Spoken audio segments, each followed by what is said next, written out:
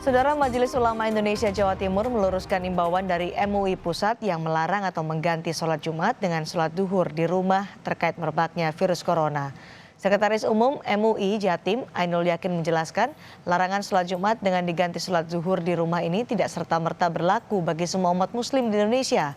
Larangan itu dikhususkan bagi orang yang tengah sakit, terutama yang sakit dengan gejala mirip terjangkit corona.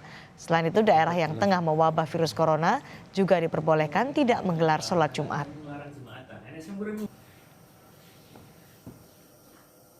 Kondisi tertentu, kemudian berdasarkan satu analisis data yang valid dengan sebuah pertimbangan bahwa di daerah ini sedang terjadi wabah yang membahayakan, dan analisis dilakukan oleh otoritas kebijakan, yaitu pemerintah. Misalnya kemudian pemerintah mengambil kebijakan lockdown, semua harus berhenti, tidak boleh keluar. Nah tentu yang seperti itu kita tidak boleh melawan kebijakan pemerintah dengan menyelenggarakan Jumatan dihentikan, diganti dengan sholat duhur. Jadi yang dimaksud fatwa MUI seperti itu.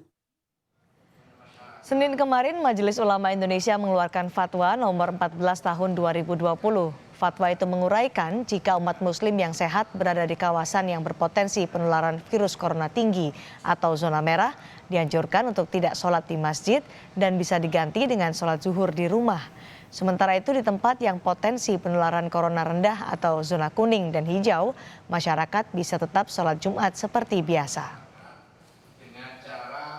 Yang pertama, dalam hal ia berada di suatu kawasan yang potensi penularannya tinggi atau sangat tinggi, berdasarkan apa? Berdasarkan ketetapan pihak yang berwenang, maka ia boleh meninggalkan sholat Jumu'ah dan menggantikannya dengan sholat zuhur, serta meninggalkan jamaah sholat rawatib, tidak taraweh di masjid, dan juga di tempat-tempat umum.